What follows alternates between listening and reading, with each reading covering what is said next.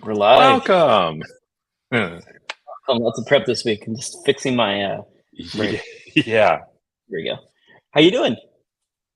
good, good. Tired. I was napping until about 10 minutes ago. What a coincidence. I was also napping. It was your text to me about 10 minutes ago asking, "So are we good to go?" It's like, "Oh, I need to wake up."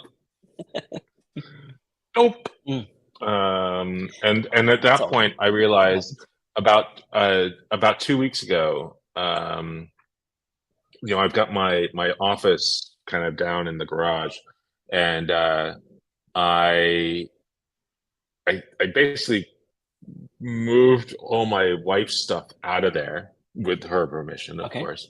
And it became my Just left it my in the yard. office. um, we moved it. We've got a desk upstairs in the bedroom, which has a nice view out over the water.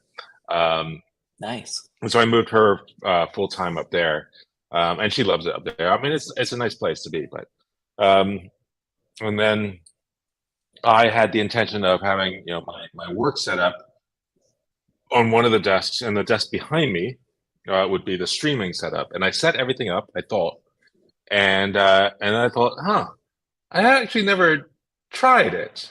I wonder if it does work. And it turns out it does not work. It happens. Yeah, I was fumbling around. It's like, oh, damn. And I've been gone for a week.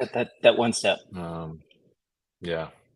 So So what did we learn here? I think this is kind of like that push to prod when you haven't tested Endeavor staging, right?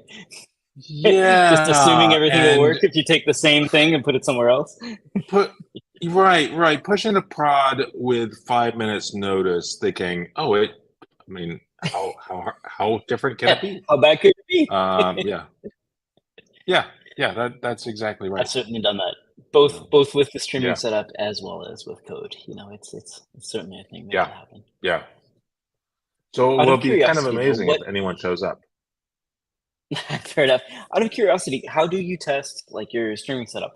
I'll tell you my method, which is probably it's not great, but basically I set up a Zoom call and then I have my wife join Hmm. in, and then we essentially just work it out. So unfortunately, she's kind of like my tester. And honestly, the Zoom Yep. call itself should be fine, but like a lot of times I want to test audio to make sure it's working, that kind of thing. Right. Or to see like today I'm super shiny, that kind of thing. Like these sort of things is generally Hmm. what the test will take care of. But what's your trick? Because I feel like you might have something more Yeah, I mean, sophisticated. I think there's the is the camera hooked up to the ATEM, and so Sure. there's one test there. Just does it show up on the monitor, and Mhm. um, but then there's also, well, okay, does the audio sound okay? Right. And for that, I'm I will feed it from the ATEM, there's a, how do I go? What do I do? I um I have an output from my audio interface into the ATEM, and Same then here. from the Yep. ATEM, that's got a USB into my computer, and Right. so there I can hear myself, even though the audio interface I think is also hooked up to the computer, and that way it gets Gotcha.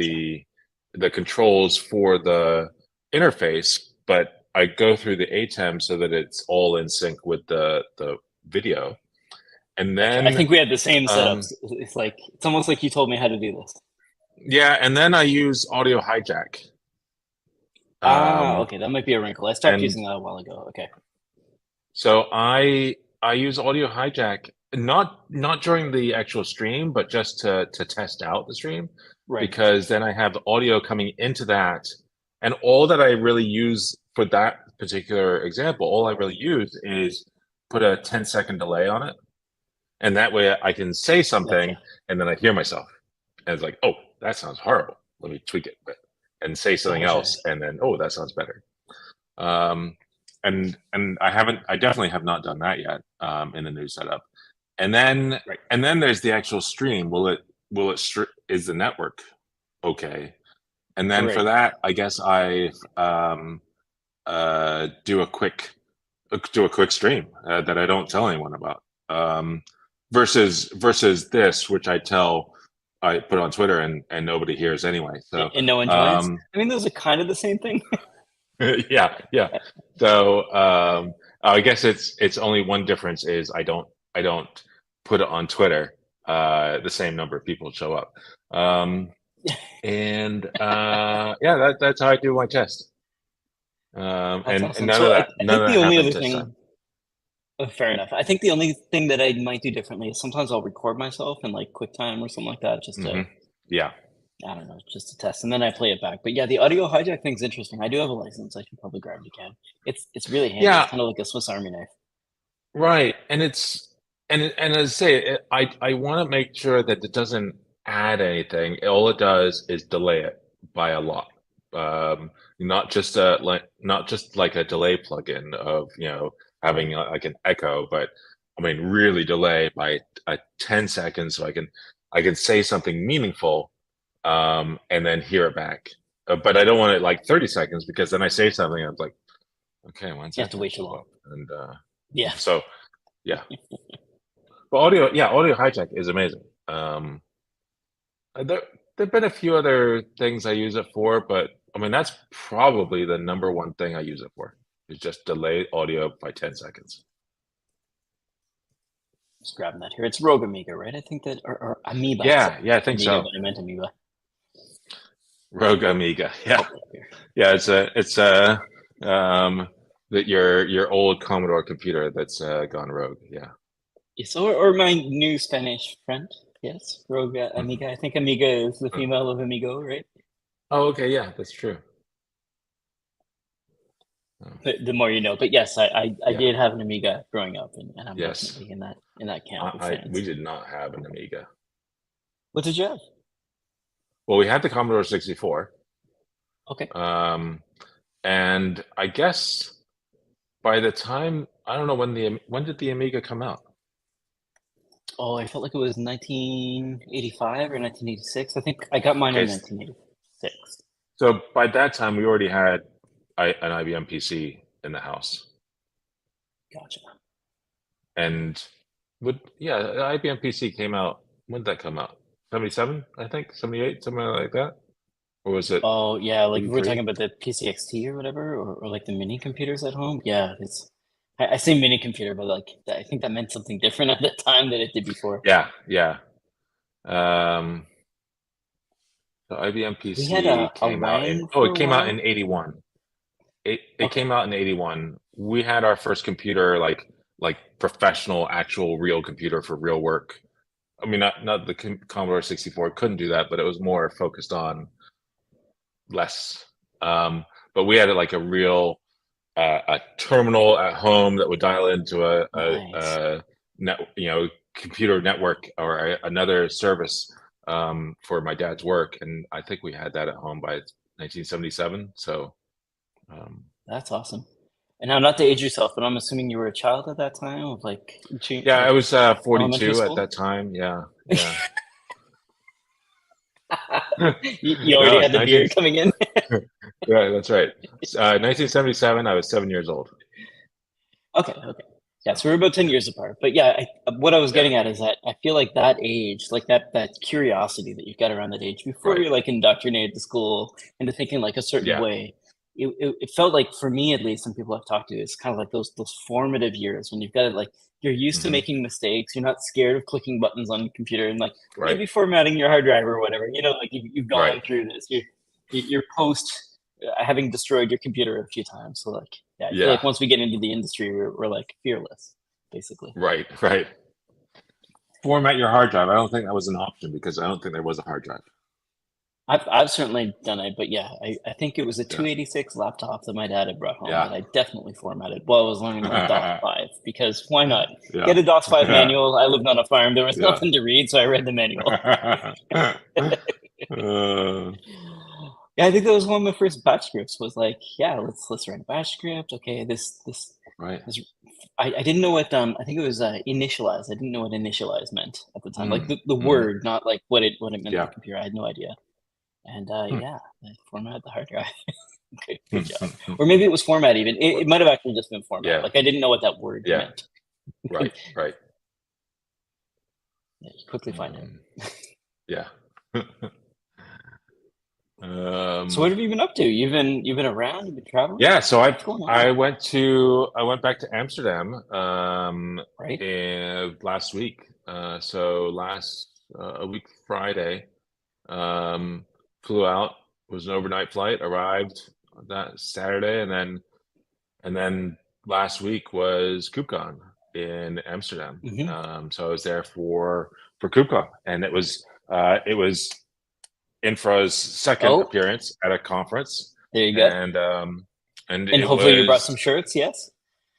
yeah. Well, I shipped most of the shirts over to some of my colleagues, and so Okay. between four of us, we brought over about 600 shirts, That's awesome. and we managed to go through 600, 400, 500 shirts.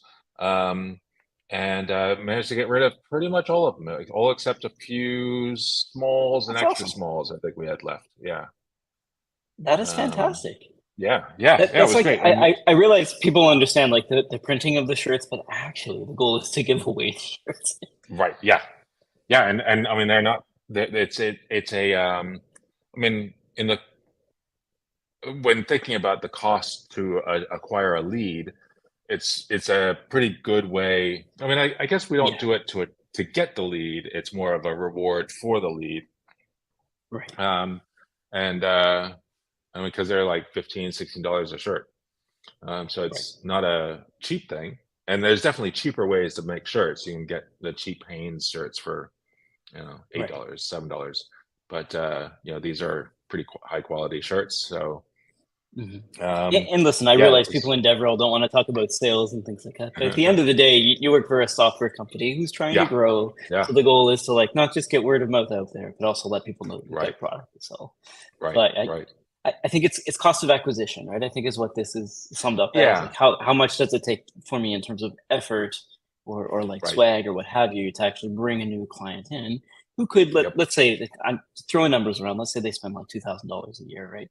How yep. much of my profit do I eat into with this cost of acquisition? And Hmm. then there's Hmm. some math that comes out. But like I know people don't understand like why they're taking you for lunch or giving you like a box seat or something like that. But Hmm. like there's a little bit of arithmetic involved in this, unfortunately. It's Yeah, it's insidious. I get that. But at the end of the day, it's kind of like relationship building in order to get someone into this ecosystem. yeah.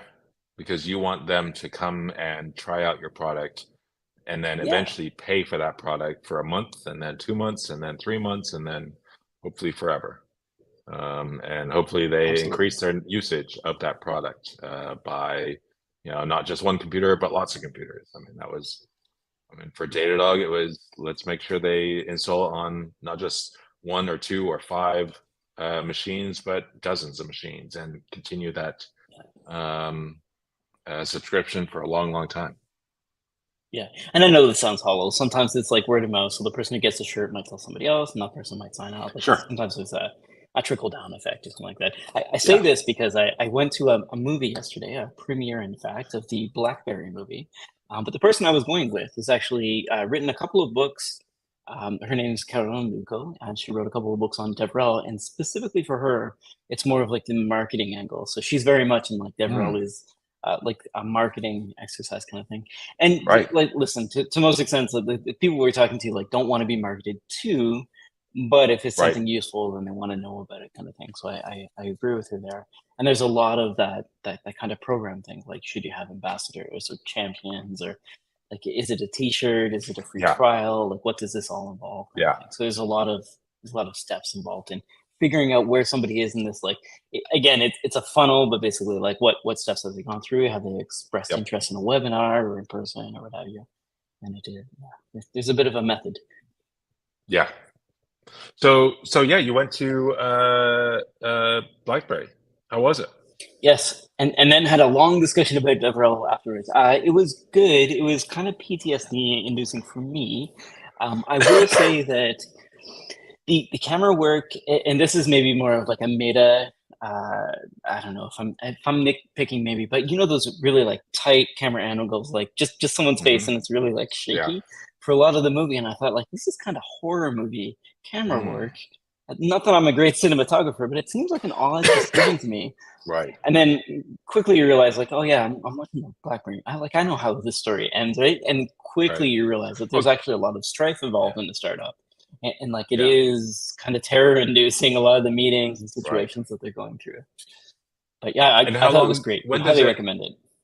What the movie starts? I guess with the idea, and when does it? When does the movie end The in the movie history? ends essentially at the iPhone I 4, mean, just a little bit after that, but right okay, around the storm. Yeah, yeah. So around the just as storm. the yeah, the BlackBerry Storm, which was the touchscreen BlackBerry, Oh, I okay, deployed a okay. bunch of them. Oh, okay. Now I feel like I might have deployed the Storm too because they said 100% of the Storms were returned at the end of the movie. It was one of those like factums. Mm, So I feel like I may have deployed the Storm too, but it was essentially the full touchscreen BlackBerry device, right. Because and that's kind of where BlackBerry, it ended. the company, is still going, and they're still going. I mean, not going as strong as they were, but they're still going pretty strong with their main product, which I guess is QNX. Right. The Yeah, and they said like BlackBerry is 0% of the market. I think that's a little bit unfair to BlackBerry as a company. I mean, Mhm. they do have some Android phones that have been out there that I guess people in security really like. No, I mean, But as like the well, real QNX time, is really popular. right? Yeah, yeah, the The real real-time time OS is operating really system. popular in Yeah, the automotive. Yeah, yeah. yeah, So for cars and things like that, I think QNX is kind of a right. player. They discounted all that, the IP and things like that they were thinking about in terms of BlackBerry. They did talk a lot about the manufacturing process and Mm, maybe a little bit of like I don't know what you call it, but like patriotism kind of thing about like Chinese products not being good while mm, also discounting QA. Like, yeah, I mean, if you hmm. got QA, maybe you can do stuff in China because we know very well that Apple, in fact, was making phones in China. So Right, it's not where you were making them, but how right. you were making them as well. Just kind of swept under the rug. But again, I mean, that's neither here nor there. It's just one of those things that I found in the movie that could have been explored a little bit more because it's a Yeah. nuanced subject, and just saying everything made in China is garbage is kind of like, is it though? But yeah, I thought it was great. If you've had a lot of engineering discussions when people are yelling at you and getting very Mhm. angry, and you're feeling like you don't want to work at a company anymore, there's a bit of that in the movie, so it's a little bit of like trigger Yeah, warning in case you've gone through that kind of yeah. thing. Because for me, like my palms were sweating pretty much the entire film. Like Mm, I recognized a lot of those situations and some of those hard conversations that you have to have with people as you're trying to push stuff out the door in a timely right. manner, especially when it comes to hardware, because hardware has a Yeah, release cycle and you can't miss it because there's providers and right. partners involved and stuff. So yeah, it was a bit rough, but yeah, it was quite good. And then there was a bit about Yeah. like sales over promising before you get a feature ready to go. Like there's all those little nitty gritty things that people don't really talk about in tech were explored, and I Yeah, thought a pretty mature way, which I really cool. liked. Yeah, I remember seeing, I guess, a trailer for it, and it was like, "Oh, I really wanna see that," and then I forgot about it, and Mhm. I think I, like, looked up, "Well, what how do I stream that?" Because I just assumed it's gonna be a Right, stream first, not a right, real movie that comes out in real right. theaters. Yeah, it was shot really well. I will say shaky camera on a big screen was a bit nauseating for a bit. Like it took me a second. Mm, That's probably why I noticed it because I was like, "Whoa, I feel a little yeah, bit unwell yeah. here." Just because it was like it was very tight, very shaky, and the screen was quite large. It's a very small theater, so I was very Mm, close to the screen. It comes out, I think, in a month, so maybe 3 weeks actually. So this is okay. the first kind of like limited public screening. I think there's a Mm, couple. So this is at oh, the Vancouver Film Festival, and then there's probably going to be okay. one in Toronto as well, and then we'll come out for real.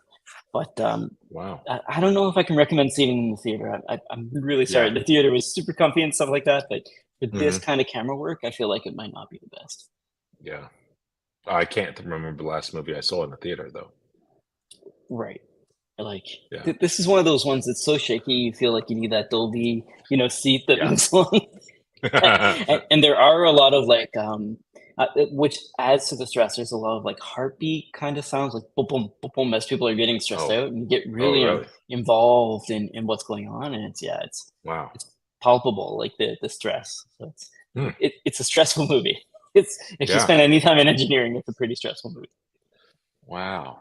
That's pretty neat. It's Yeah. definitely one I want to see, along with one that's on Apple TV, Apple Plus TV, Apple TV Plus. I don't Mhm. remember what it's called, but the Tetris movie. I really want to Oh, watch I that. Yeah. yeah, that's on my to watch list. I've heard it's Yeah. fantastic. So I can't wait. Yeah. And one that I'm probably going to, I feel like I'm going to rent pretty soon. N- Even though I'd never heard of it, it wasn't until I saw it in some another YouTuber that I watch talked about it. The movie called Missing. Oh, I haven't heard of it. So it's the idea is that this girl's mother and her boyfriend go to Colombia for a vacation, and they get kidnapped, and she's trying to find out what happened. Except most of the action takes place on the screen of her laptop, and so Oh, interesting. most of it's like in text messages and using different applications, and that's where the action is.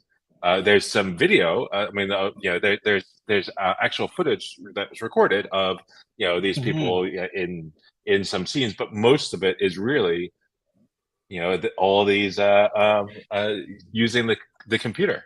And Interesting. I mean, apparently this is a sequel to another movie that they did a very similar idea, but I'd never heard of anything like this, and so I'm Right. very interested in how that's because often I'm creating videos that show the screen, and how can I make those more interesting? Right.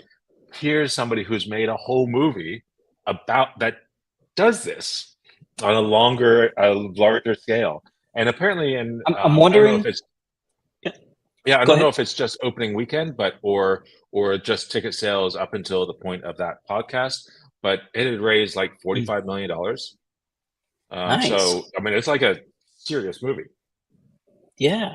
I was wondering if we were watching the same YouTube channel, which often seems to happen. So the one that I've Editing recently watched was podcast. called no, it's called Every Frame a Painting, actually. So it was something different. Okay, Oh, that's good to hear. okay. But it was about showing GUIs online, and his example, Hmm. which was not missing, which made me think that it Mm-hmm. might have been a different one, was the British series Sherlock, and the way that they Hmm. displayed text messages. It was his Right. favorite, basically.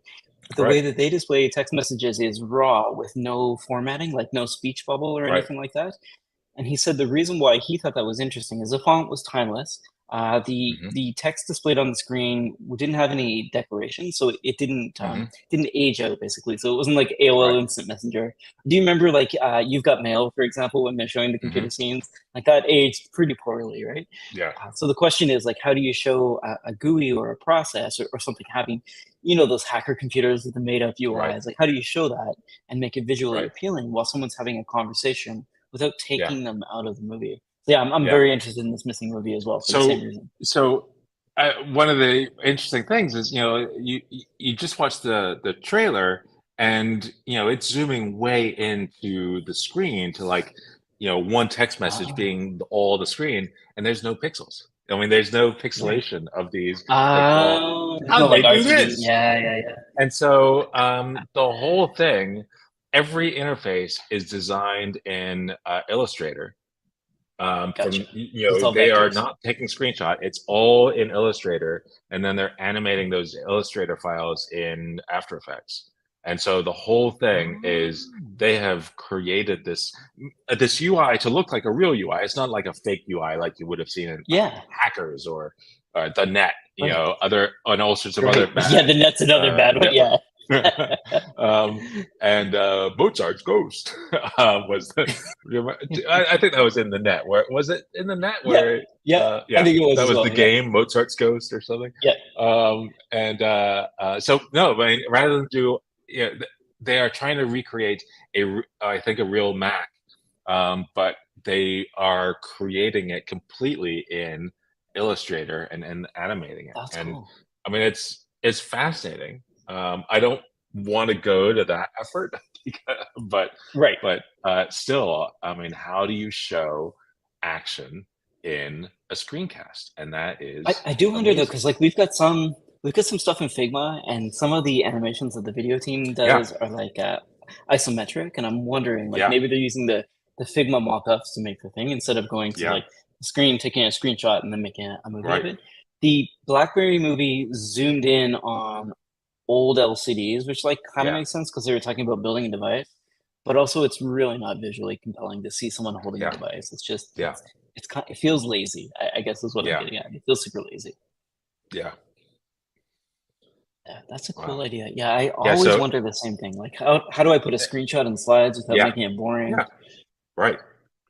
So yeah, this editing podcast is great because it's two guys. I don't know what the one of them his background, but the first one, I think his thing that kind of brought him got him popular was the fact that he was for a long time Logan Paul's editor and Oh, and like trying to churn out videos quickly with some sort of shock value and stuff.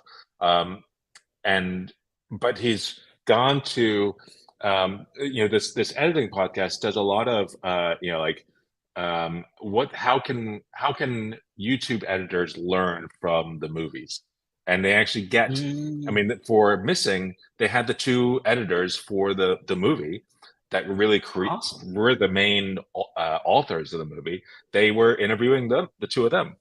Um, and for they also talked about the emotion of Pixar movies, and they had Right. the editing director for a lot of the Pixar movies, and somebody else also on, and that was an interview with them, and it's not just two YouTubers talking about what if, what do we Like us, think, yeah. but this was like actual interviews with actual people. A real guest. um, yeah, and um, and I feel like they've done the same with like all sorts of other interesting movies. And how can any normal YouTube editor learn from professional editors that are doing amazing things?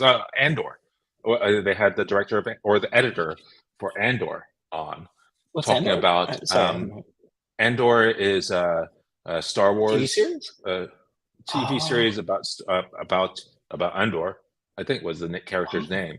Um, and um, at one point, one of the characters who plays Gollum in the Lord of the Ring movies, Okay. his character in Andor, uh, it becomes almost more serious because you never see him blink because they edit all the blinks out. Oh, um, to create interesting. this other mood. Yeah, And that's certainly a yeah, mood. yeah. um, and I guess the Pixar one as well as the Andor episode really talk about the editor being the owner of the story. um, Right.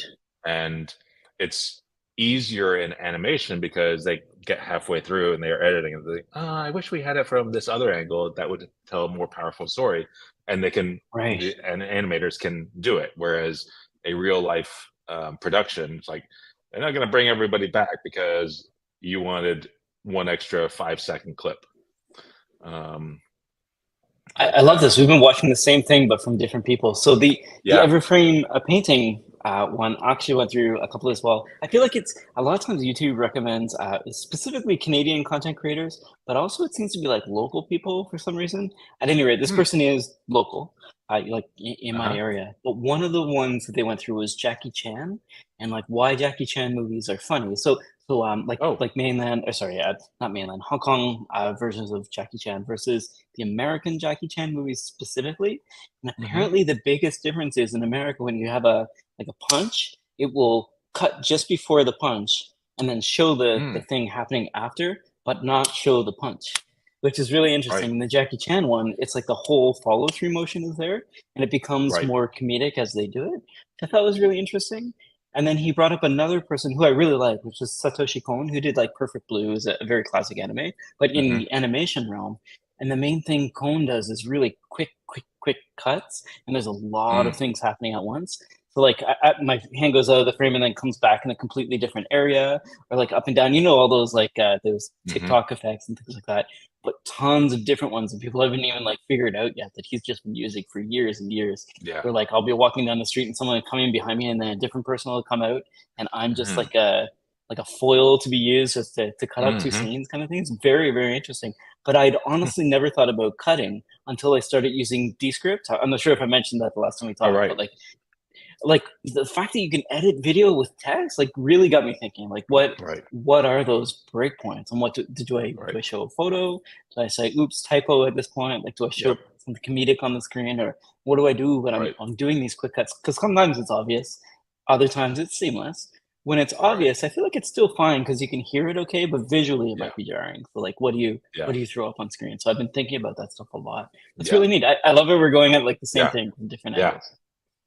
And I see that podcast or that YouTuber. I mean, it's all like 8 years old, right? Six to eight Yes. years old. It, it is, in fact. It felt like, or it feels like he sort of just ran out of steam or something like that. But like the Yeah. ones that are out there, high quality, I almost want Yeah. to like meet up with this person and say like, "Hey, can I pick your brain for a bit? Because like this content's amazing. Hmm. Let's talk about like everything everywhere all at once, for example," which I thought the Right. editing was phenomenal in. Like, what Right. do you think of this? What do you think of that? I'd love to pick somebody like this brain just to figure out what they're doing and Hmm. how they got there. But yeah, it is quite old as opposed to the editing podcast, which Yeah. seems to be pretty new. So like the Yeah. the I mean, those Pixar are changing storytelling 6 days forever. ago. It looks amazing. Yeah. Yeah, yeah, yeah. Yeah. And it was great. It's a great, and there a lot of them are what are they like 40 minutes long. Um, some of them are 40 Yeah. minutes long. The missing one is 20 minutes long, but um, so they're significant. Um, but even those 40-minute long ones, I mean, it's really just you're watching a Zoom call, and but it's with scenes edited in to show what Right. they're trying to show, To illustrate. and it's fantastic. Um, so I watched a bit of that on the plane, Nice. because I had 10 hours to kill. Um, and I saw our friend Kirk there and Jeremy. Um, Awesome. Oh, you saw Jeremy as well? Okay. yeah, I was going to yeah, say, like, one of the things I've learned from Jeremy, for example, at Datadog is some of it is like, who are you and why do I care kind of thing. So two random YouTubers mhm, talking about something is cool. When they bring in the guest who has like that yeah, history or that experience or done something yeah, recently, I feel like that adds a lot to it. Like it's not just yep, authenticity, but it's like this they've just got a lot more to teach you than two people yeah, observing something and talking about what they yeah, observed. yep. Very, very interesting. And I think Ara was there as well. I Did you saw meet her Ara too? briefly as well, yeah, Excellent. and Excellent.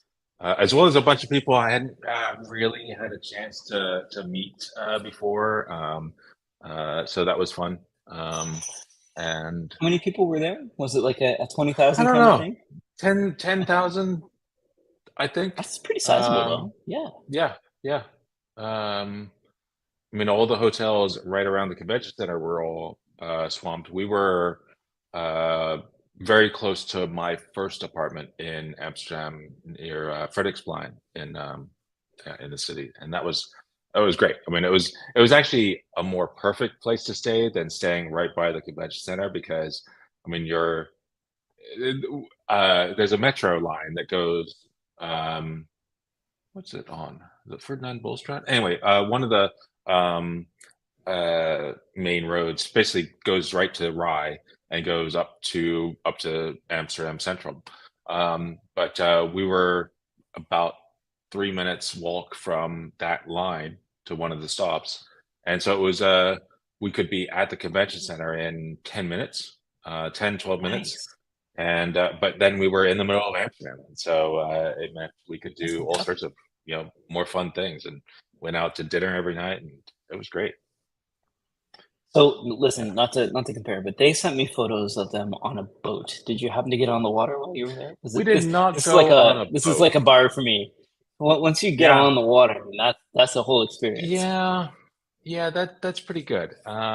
We did not go on boats, but we did eat out at some phenomenal restaurants, Nice. um, and some garbage ones too. But Really? In Amsterdam?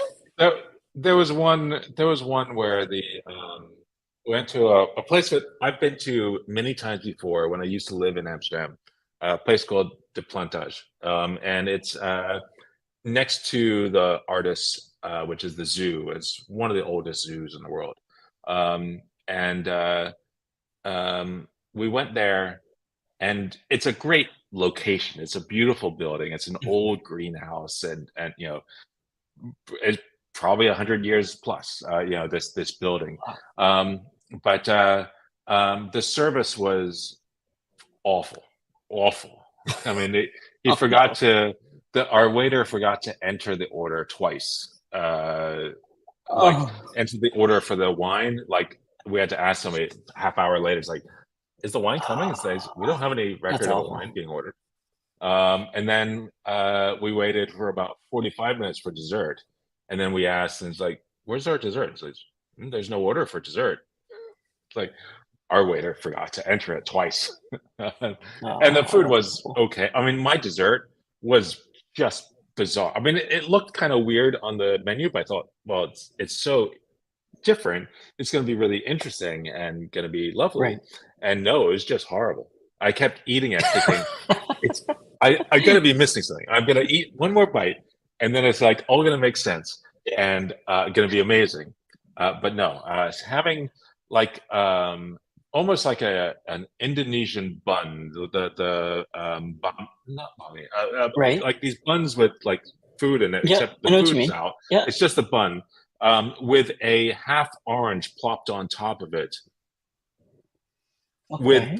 rhubarb around that, and some really sour ice cream next to it. And Probably it's a rhubarb ice cream or something. no, it wasn't. It was something else. And Oh no. strands of like chili pepper on the side. And which I thought, okay, that sounds really weird. I got to try it. And no, it wasn't just really weird. It was like awful. It It sounds was just terrible. bad. But thankfully, we went. Sounds like some Thankfully, the tourist went to a last. cafe in Amsterdam and came up with some terrible dessert. From all those Thankfully, ingredients, I feel like if you picked one each, you could make four different yeah, desserts, right? Like, don't put yeah, all these absolutely, together. absolutely. Sorry. We ended up at the last night at the place called Back, BAK, which Okay. was on the waterway that's just to the north of Amsterdam, and a little bit to the west. But oh my God, the food was spectacular. It was a 7 course meal where every dish is when the first dish comes out, and they all are like that big. Right. Um, and like, oh my God, I hope there's a McDonald's nearby. After we finish this expensive meal, but by the end of the seventh dish, like, okay, we're pretty full. um, Right. and I mean, it was spectacular, spectacular. It was, Nice. They among also the have a really best good meals website. I've I ever just eaten. found. Oh yeah. You know when they like have a nice website, it's translated to English. It looks pretty nice. Yeah, it Hmm. looks like they get a smaller Hmm. one called Bambino as well. So there's Bach Yeah, and yeah, Bambino, but yeah. it this looks like a high budget kind of nice place. Yeah, yeah, it definitely was spectacular. And we went to another place called Nice. Encanto, which was kind of an Italian place near, um, kind of in the middle, and um, and a bunch of other places. They were, I mean, mostly great restaurants. So I Great. felt a bit, like because I did all the restaurant reservations. It's like, I've succeeded in that part. Excellent. Right. Yeah, I'm so terrible at that kind of thing, at just picking a place to yeah, go to, especially in a new place. Like, I end up looking for Yelp yeah, reviews and stuff like that. I yeah, will say though, like the people I work with, and very much like you're saying, I'm learning how yeah, to pick the yeah, better places because yeah. we'd end up at McDonald's. Like the first meal I had with Datadog people was Jollibee, I think in Times Square, just to let you know Uh-huh. like where I am on the culinary scale, which I thoroughly enjoyed. But most of the teammates were like, "No, I'm not going there." Yeah, I mean, with being on a team with Jeremy and Jason Yee and Ilan, Right, means right, that I I mean, I don't think I could have picked good restaurants before, but after plenty of like team dinners at Momofuku and all sorts of other like right. really nice places, I've kind of learned about you know, how to make dinner reservations at great places, and what is a great place. So Sorry, in I'm fact, typing one of the first, and I'm trying to grab all these links, so that we can share out yeah later in case somebody's traveling and wants to check something out. Because some of these names, at least when you figure out like what caliber restaurant they are, yeah that kind of thing, like a Jolly Bee versus a Momofuku, maybe. right yeah. So like the Bach restaurant there for it was a group of seven, and I think it came out to I don't know 700 €800 for the seven people. That's So I not mean too bad. Yeah, it's not cheap. I mean it's not definitely not a McDonald's, but it's not it's not super out of this world, though. expensive. And Yeah. but then we went to another place which was also phenomenal, more of a traditional restaurant which focuses on English, like traditional English dishes, but done Okay. really, really well. A place called The Cottage. Okay. And there that was a much more reasonable meal. I don't know, 200, €300 for the seven of us. Interesting. And but it was just, I mean, in a very different way, just as good.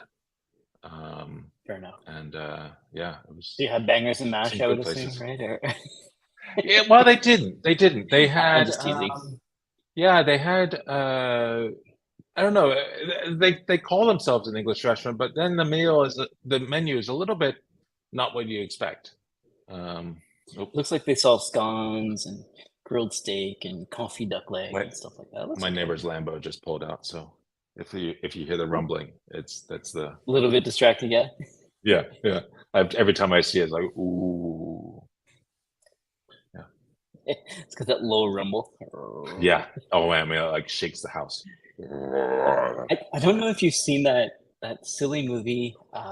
I think it's with Owen Wilson where they're like talking about cars and things like that, and trying to make an electric car for it's like a Ford or Chevrolet. And the main Oh thing yeah. that they came up with as an invention was like a way to make it sound like that guttural kind of Oh sound. yeah. It's such a terrible movie. The only thing I took away from this entire movie, I can't remember the actors, is like the fact that they were trying to make the car sound good as an electric car because people miss Mm, that sort of throttle action kind of right. thing, which I thought was kind of interesting. The only thing I know about electric cars is when they back up now, they sound like disc brakes that are failing Oh or yeah. something, and I really don't like that sound. Uh, So wow. listen, did you have anything to recommend? Did you pick up any cool stuff that we Yeah. should know So about? Or well, what did you get actually, to teach us? ooh, yes, I got something Oh, pretty recently. I don't. It's in the office, so I can't. I mean, I could run over and okay. get it, but it's a No new worries. macro keyboard. You know, I kind of Okay. like these macro keyboards. I only Right. just, took it out of the packet when I got home from Amsterdam on, Sunday, and a jet lag's been a thing. But it's from a company called Work Louder. Okay. I think it's So it's worklouder.cc is their so it's all website. blue switches, right? It's Sorry. all I think it's um, kale chocolate switches, and Chuck switches? so Okay. low profile switches, and just it's a super satisfying. And they just came out with Ooh. apparently a new keyboard in the last few hours. But this is their small creator or something. It's like a I see 16 it, grid yeah. with like a dial and a roller. It's amazingly well built. Of course, I mean it's a 16 key macro keyboard, and it's $120, $130, so it better well be That's not bad. well Is made. it the But Creator Micro? Is that what we're talking about? Creator Micro, I think, yeah, Very cool. it's Yeah, this gorgeous. the fact that I think the main thing that I'm seeing here right away, which is different from a lot of keyboards, is got a custom CNC'd weight inside of it. And this sounds Yeah. silly, but I know a lot of people who have put like fishing lure weights and stuff like that on their boards just to make them Hmm. feel more solid. But I can Yeah. see right away that's a really good idea. Plus, these keycaps actually look okay. How do they feel? Yeah. They feel amazing. Really, really Nice. nice. Because that's And one that thing that those Kale roller, Chalk ones is missing is yeah, like proper keycaps. yeah. The roller thing on the top left, and then the rotary Little dial on scroll, the yeah. top right.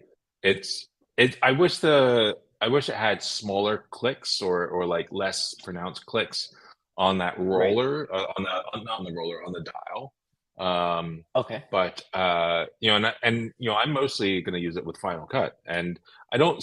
I think most people would think of that dial as being maybe for moving around the timeline. I don't really care, but I don't think that. I mean, because I got JKL, and that's going to work out great there. But more Right. of being able to use it for maybe zooming in and out on the timeline, and then tapping it to go Right. to a different function. Because you know, Oh, it you uses can push down via. on it too. Yeah, Okay. yeah. So it Oh, it's uses QMK. Nice. VIA on top of QMK. Yep. And so to add functionality, you don't actually have to you know, do the firmware again. It just saves it right away, and you know, you can use Oh, it right sweet. away. And but it does have up to 15 or so layers. So I could Nice. have, you know, tap that and go to a different layer, tap it, go to a different layer, and now that dial is up to 15 different functions, you know, and I guess 30 if Yeah. you have one for turning right and one for turning left. Right. I mean, there are plenty of other macro keyboards, you know, it's 9 key or 16 key, but this is definitely the Mhm. best made of them. Um, and it looks like their newest keyboard line, Nomad something, looks pretty Right. nice. I haven't really paid much attention to it yet, but that's the most recent. Well, actually, I got a few purchases just before, you know, going on this trip, um, that really worked out really well for the trip. Um, so you know, I wanted to get a pouch, you know, for you know, Mhm. sometimes, and it turned out when I got on the plane, my bag, which is pretty slim, you know, a Timbuktu pretty slim backpack. It's just one I still use the same backpack that I've used for I don't know, I guess 4 years, 5 years, and it was a speaker gift for speaking at Monotorama, and I Oh, didn't nice. actually speak. I didn't speak at Monotorama, but Kelsey Hightower did, and he gave me his backpack because he didn't want another backpack. So, That's fantastic. um, I still use this bag, um, and but even that slim backpack, it wouldn't fit under the seat in front of me. And so I had to put it away. But the fact that I had this pouch with everything that I needed in the pouch, it Right. made I didn't have to go up and get that backpack. And That's so really cool. there's a lot of them. There's like the Peak Design, Right. That's the one I'm which kind of looking is at you now. know Yeah. It's also right. expensive. Yeah, and it's I ended up getting one that's a little bit bigger, just a touch bigger, from a company called I Mhm. think it's called Tripped, like Okay. past tense of trip. I don't know. Um, Right. um, although I don't think there's a past tense. I don't know. Tripped. And it's really nicely done, and it's nicer colors than the Peak Design one, and it's really a nice bag. But in there, I put in, you know, the things that I needed. Like I got a couple of those In Charge X cables. You ever heard of Right. these? They're like six I haven't inches heard of long. the EXO. Okay. So that's 6 inches long, and then the ends come off a little bit. And so it can, on one side, it is a USB-C and Lightning and micro USB. And on the other side, it's USB-A and USB-C. So depending on the configuration, you got like six cables in this 6 inch length. And so for you know, if you just need it, that way you can have like all your cables and you can since Yeah. I I had a charger that has three outlets. I got the new Anker 150 watt GAN charger. Nice. Um, and so I knew I was only had, you know, three outlets. I only wanted to run one international adapter. So let's try to get these cables, which are I often have like this mass jumble of cables, That's me. and Yes. Yeah, absolutely me. now I've got this minimal number of cables. um but so I, you know, had that in the bag, and that was good for charging. Like I plug into the in-seat power, and then plug in my AirPods or whatever else I needed to charge. I did have one longer cable, so I had a what was it, USB-C to USB-C on the old kind of the dial that you just kind of pull the cables out and it becomes this. I I mean, hate those, but yeah, I hear you. I got a good quality one that is like that, Okay. and then just I think got that's the issue. Is the ones I've got are like low quality. yeah, you get the cheap conference one that somebody gives Exactly. you. I actually paid for this on Amazon. It wasn't that expensive, but USB-C to USB-C, and or no, USB-A to USB-C, and that way I could plug it into the NC Power. But also, I had in that little tech pouch a few different ends to be able USB-C to Lightning and USB-C to USB-A, I think. And that way I could, Nice. plug in different things and that cable becomes multiple cables. But because all the ends are in this pouch, they're always with me. And like another thing was just a small squeeze bottle of not an aerosol, but a squeeze bottle of air, nasal saline, Okay. just to keep your nostrils kind of moist on those dry flights, which I have found to make Does it things a lot work? more comfortable. Yeah. Oh my God, it's great. Really? Yeah, because I always get that dry nose when I get off. It feels like I don't Yeah. know, something weird's going on. Yeah. Yeah. Really cool. What else I'll have to was try in that that. bag? Yeah. Yeah. I want. Yeah. And then what was else? There were a few other things. I mean, that way I could, just say, oh my God, oh my God, oh my God, oh my God, oh my God. Oh, Another great thing that I got was I love how excited you are about travel accessories. This is amazing. holy. So there was this clip, and I'll have to find it and like add it to the notes. But there's this clip that basically it's frustrating not having it with me. It's a small thing about that big, which is a little bit Okay. annoyingly big for this pouch because I wanted it to be smaller. I wish it Okay. were flatter. But anyway, this thing kind of unfolds, and then there's a clip that clips onto the seat in front of you. Because the seat probably has some sort of plastic bit where the pamphlet about the Airbus whatever and the menu and all Right. these things that or maybe it's the TV, some sort of sturdy surface, or maybe it's on your tray, some sort of sturdy surface that this thing kind of clips onto, and then there's this mount that folds over to mount your phone onto. Oh, nice. And That's so pretty now cool. I've got this hands-free setup for my phone, and I can watch all the stuff I've downloaded. I downloaded a whole bunch of Nice. YouTube stuff, as well as a few series from different streaming providers, and it worked out. That clip, it's like, how have I not had? And in fact, I, when I saw this, I thought $20 for this thing or whatever it was. Like What a ripoff. this Yeah. is gonna be this is gonna be one of those things that at the end of this trip, I'm shipping it back because there's no way this is gonna be valuable. Oh my God, it is a life-changing thing. It is spectacular. And the two people I sat next to on the way there, on the way back, both like had to like do a double take and like look at it like, What is that? what is that thing? I need that. So that was great. I'll find the actual device and yeah, that was absolutely amazing. And then there were actually two other programs that I watched on this trip, which were also really good. And I'll just quickly run through the two of them. One was Yeah. The Last Thing He Said to Me, I think it was called, on Apple TV Plus with Jennifer Gardner.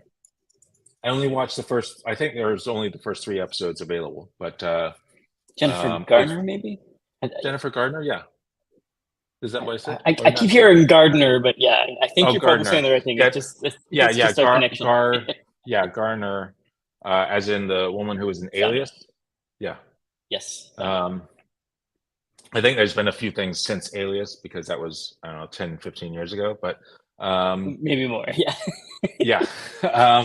And then the other one, which is better, is The Diplomat Okay. with Is this Carrie Netflix? Carrie Russell. Yeah, Kerry Russell? I was gonna say Okay. Carrie Lake. That's definitely not her. Carrie Russell, um, uh, and a bunch of other people I recognize, but I wouldn't be able to say the names of. Where she is hoping to be the ambassador to Afghanistan, and then his last minute switch to being the ambassador for the UK. And there's this big Oh. problem with a British ship getting blown up by we don't know who, Yeah, don't and spoil it for she us. and then it's basically them trying to figure out what's going on and make sure they don't bomb the She's a wrong really good people. actress. Yeah, Yeah, I can imagine this it's being great. quite good. Like a Yeah, dramatic role. Yeah. it is That's spectacular. It awesome. is a fantastic series. I feel like when you travel, it's it's like a content gold mine. Yeah. Oh yeah. I have to do the same. Yeah. You said a little thing in there that you kind of roped in just a little bit, but the I bought this. I'm going to try it on a trip, and if I don't like it, I'll return it. I maybe it's the Canadian me, but I'd never thought of like doing that. But that's a really good Mm, point. Like yeah. the easiest way to test something is to test it in real world, test it on a trip. Yeah. And if I'm about to go somewhere, maybe that is the time where I buy like the new Anchor battery Yeah. or something like that and test it, which I do sometimes, but generally I'll like do it a Yeah. week beforehand and test it and then go on the trip kind of thing. Right. But yeah, I like that. It's a smart Yeah. idea. I almost got I almost bought a new battery, the Nitecore NB 10,000, because it Okay. is compared to every other battery out there, it is super, super light. And Oh, every cool. battery I have is super, super heavy. So wouldn't it be Yes, great to they have are. this light battery? And but then I realized, wait, now that I've got this iPhone 14, I don't need a battery. Yeah, they last a So while. yeah, so I ended up skipping that purchase. And one thing I did get with the intention of testing it out, but I actually never even touched it, was the uh Insta360 Flow Oh, cool. iPhone gimbal or phone gimbal. Yeah, yeah, yeah. I never even touched it. I never touched it. So I I just got start a better start playing with it over the next couple of weeks. Otherwise, I'll have to I ship think it it's a back. Weebill. You know those like off-brand Hmm. ones. I just got one. I'm gonna test out. And I'm sure Yeah, I'm gonna trade it in for a DJI, but we'll see. But yeah, gimbals are like the biggest problem I have with gimbals is they're massive, so I never bring them, so I never use them. So I got like right. a smaller one basically. Yeah, I mean, this thing Just for is fun. folded up. It's maybe It's 4 inches tiny. long, 5 inches long. It's tiny. Yeah, yeah, it's quite And tiny. it's got like a 12-hour battery. And I mean, it really becomes the external battery. If you want to charge your other devices, you can from it. Oh, that's cool. Huh. But I have to and check this out. and I actually never broke it open. I love gimbals. I know it's sad to say like I don't do a lot of video, but when I do on a Yeah, gimbal, I like the video so much more. Like my yeah, willingness to use it is so much higher. I've been thinking about yeah. like self-taping, kind of just walking around and talking about Hmm. stuff because I get a lot of thoughts. Now that I've got Descript, I feel like I'm Yeah. invincible, right? I can just ramble and not worry about it because I tend to ramble, Yeah. as I'm sure you've noticed. This is really cool. Wow, that's a ton. Yeah. Yeah, this looks like an awesome product. The fact that they can do like the drawing the bounding boxes around what should be in focus as well as like Hmm. the app that goes on the phone that you're using Yeah. is also next level. Like the fact that they can pan Yeah. and zoom and stuff like that now. Yeah. And what's really neat about especially this particular one, I've seen a few reviews where they had a person standing, and then the person that Mhm. they're actually tracking it well, say the person that they're tracking is over here, and then they go Right. behind the person, stand there for like 4 seconds, 5 seconds, and then come over, and the thing is still tracking them as they go around. Like, Oh, oh, that is so that's cool. pretty cool. I mean, That is awesome. I don't know how often that's going to happen, but still, it's pretty cool. The tracking seems to be really, really good. Yeah, so that object recognition and then detecting Hmm. is like, yeah. Yeah, I feel like on cameras, like Sony's got a face thing that you can say, like, remember this yeah, face and always focus on this right. face, no one else. But like it takes like 5, 10 seconds to set up, and no one's Hmm. got time for that, so I never use it. Yeah, But the fact that it Yeah. does it automatically is much easier because Yeah. these are just generally you just draw a bounding box around something. It just Yeah. knows. Yeah. It's fantastic. Yeah. We're getting into the age now where like photography is changing quite a bit in terms of like not just like how you process stuff, but how you capture as well. So it's Yeah. changing the game quite a bit. I like it. Yeah. And really, I've had iPhones for a long time, but it's only since getting this iPhone 14. And I guess if I had, iPhone 14 I got after the iPhone 10. So there's been a lot of advancements probably Right, right after the 10. The 11th I think was probably really great. But right. for me, the 14 is the next one on after the 10. And now I'm using it more in the videos I produce for work. I'm using iPhone footage because it looks Yeah. great. It's fine, and I've been told like people don't care about the video quality; they care Yeah. more about the audio and the content than they do Hmm. like what you look like. Yep. More than what I look Um, like. Excellent. Thank yeah, goodness. yeah, like greasy hair under the cap. Yeah. So the only thing I had to recommend, I think this happened a while ago now because it's been a bit since Hmm. we've talked, but 3 weeks ago, not too long ago, but the Bing AI chat button kind of thing is Mm-hmm. my new Yeah. search engine. So I just use the OpenAI like chat with Bing kind of thing. You can use it in Edge if you want, which is a surprisingly okay browser. You can use it Hmm. on your phone to generate things like images, which Yeah. I found amazing. And like Mm. my use case is going to be different than a lot of people, but a lot of times I'm trying to think of like inspire me to come up with something new to shoot in the studio because I've got a lot of studio time Mm-hmm. to take pictures of people, that kind of Yeah. stuff. And headshots get a little bit boring. Like I'll do them for sure. Yeah. But then after you've done your headshot, which takes about, I don't know, 15, 20 minutes for me to bang an okay headshot, then what, right? If it's an hour booking, then what do I do with the rest of the 45? It is phenomenal. You can say like, generate me creative art portraits, and it'll give you four. And like, okay, take this one and then spin off from that. And it'll just keep going and going and Mm. going. And I'm not going to Wow. use those images for anything. Like the quality is not that Yeah. great in terms of like size Right. and detail, but in terms of inspiration, it's really cool. The other thing that I can Wow. do is like pick an image that I have on like a mood board and have AI describe what it is, and then think of that style and try to get them together. But like this Hmm. being image search and image generation stuff is, I Right. feel like this is the next search engine. This is what Yeah. the search engine of the future is going to look like. You Right. can ask it stuff; it will give you answers right away that like are Yep. summarized as opposed to Yep. scrolling through ads or sponsored answers in Google. Like I can't open a search in Google these days without getting 5 sponsored ads for most of the things I'm looking Yeah. at. I just want the Yeah. info. I don't need all Yeah. of this at all. Just give Yeah. me the info, please. Yeah. It's amazing. So So that's my recommendation. Bing. you've been using Bing as the I search as know. your search engine. That's great. I know. It is. It's kind of disturbing as well. But yeah, it's actually awesome. Yeah. Yeah. But there's Right now I'm my paying for recommendation. OpenAI. And I'm about to do the same, so, honestly. oh really? It just, Yeah.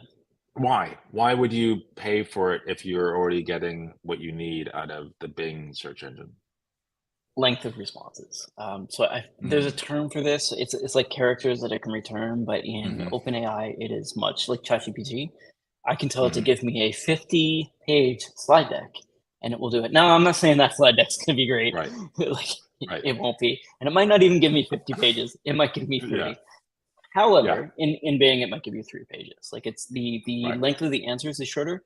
The other thing is the session is limited to 20 answers. So you can go through in Mm. OpenAI, you can refine a lot and get better and better Hmm. and better info as you're going. That Yep. can be a long session if you've got credits. Yep. In Bing, you get 20, and then it's sort of like a blank Right. slate again, so it doesn't remember where you Right. were. And there's no way to like Yeah. checkpoint it. I think the term is Yeah. checkpointing. There's no way to checkpoint it as you go through Right. and do anything with it. So it's good for searching. It's good for like doing one task, Yeah. but it's bad at the refining. As a free tool, I'm sure Yeah. you might be able to pay them later. But And I really like the fact that I've in the on the left side, I've got a list of here's all the things I've asked it. yeah, you can go back And to it. that's really nice to go back, maybe continue that earlier thread I was on. Um, That's right. I I now one of the things with all these tools is you know I got back from actually I think I was still in no, I got back from Amsterdam and I asked ChatGPT, can you give me some examples of um, uh, data breaches that have happened, mostly caused by insecure or by compromised SSH keys? Right. And it gave me a list. It's like, okay, great. And I kind of remember some of these, although I didn't really realize they were SSH related. And I said, well, do you have 10 more? And then it gave me 10 more. And I said, can you have 20 more? And it gave me 13 more. And I said, you stopped at 13. And it continued with the rest of the list. And then I said, can you give me 20 more? And it gave me another 13. I said, continue. And it gave me the rest of the idea. And it just kept asking for more and more of these things. And gave me like, I ended up with like 50, 60 examples. I said, great, this is great. You've given Nice. me this list of 60 examples. Can you give me references where news articles I can find Right. online that talk about Can you cite these for all of me, these, please? can you make sure that these really exist? And so it gave Are you me hallucinating or not? articles for Okay. all these items, and it gave me the list, Okay. a full URL, and as well as a description of what was in these articles. None of those articles actually exist. So it was They hallucinating. are, That's the yeah, issue that I've got with like the offline AI stuff, is they generally hallucinate. yeah. And then I said, is this was this question something that you cannot answer because you just don't know the information, and did you just make this stuff up? And the answer I got, I mean, it sounded like ChatGPT took offense at my question. Said, I do not. I mean, it said, I do not make How things dare up. you? It's like, Hmm. oh, I'm You don't sorry. think you make things up. And yet I I've beg to differ. yeah, I've even searching around, I cannot find any. I mean, I know these things happened, and I can find articles that talk about these things happening, but the exact circumstances that I was hoping that they was related doesn't actually show up in any of these breaches. So not Yeah. quite I don't know if as you magical. subscribe to the breach report. That's generally where I would get stuff. It's a Oh good yeah. mailing list. It's Oh years yeah. old. It's in digest form now because there's so many breaches, but the breach report is probably a good Breach place to report. Okay. start. The problem with the breach report is it covers things that are large and small, and you're probably looking at Hmm. larger examples. So you have to weed Yep. through a bunch of them. But if you go through the breach report, I think that's probably the easiest way. Just to help you out here, I have a feeling that it didn't index the breach report because the breach report's like a good source of this kind of stuff. It is a mailing list, like one of those Unix postmail or post. Mm-hmm. I think that's what they postman mailing list. Anyway, like from forever ago. It's quite old. I used to Okay. get an email as soon as there was From a IBM? breach, but there's Is it no. It's, IBM? it's like one of those public ones. I'll put a link in Okay. the Okay. notes. Yeah, but it's quite good. The problem is there's so many breaches these days that it's got Yeah. to be digested. And it used to be one Yeah. digest email, and I think lately they've been up to 3 or 4 parts. Wow. Like there's just that many breaches.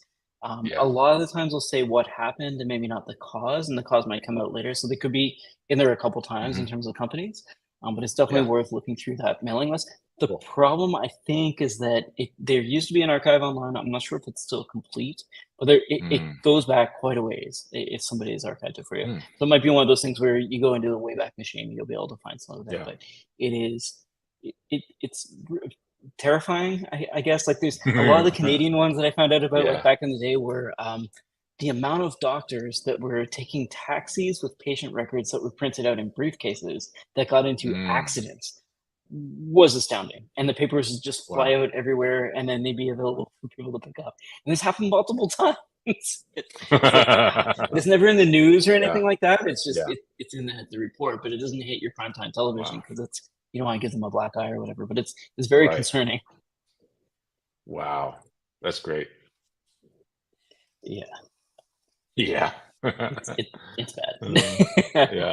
On that positive note, yeah, I feel like Wow. OpenAI is certainly here to stay, at least in terms of my Yeah. workflow. But sometimes you do have to be careful about the accuracy, even Yeah. with GPT-4. Like it's Yep. still a concern. Yep. Hey, well, hey, this was a That good is call. all I had. Yeah, Yeah. how we go? An hour and 10 minutes. That's not too bad. We got That's all of pretty 0 good. audience members, but that's all right. They'll find us in Yeah. the They transcripts or keeps the links. there's like one or two that pop in and then they disappear like I saw pretty that. quick. So And not I these two. Yeah. I yeah, oh, damn it, I hate these two. I feel like I might have one of my browser windows open to YouTube, and so maybe it's like recognizing Oh, it's refreshing this somebody's way. watching, and then oh he's not actually doing anything, and then it goes away. Yeah, that person went It could away. very well be my family as well. Yeah. Just- Yeah. All right, sir. Shall we Cool. call it? Maybe I try to think we find should that call button. it. Yep, I think I'm gonna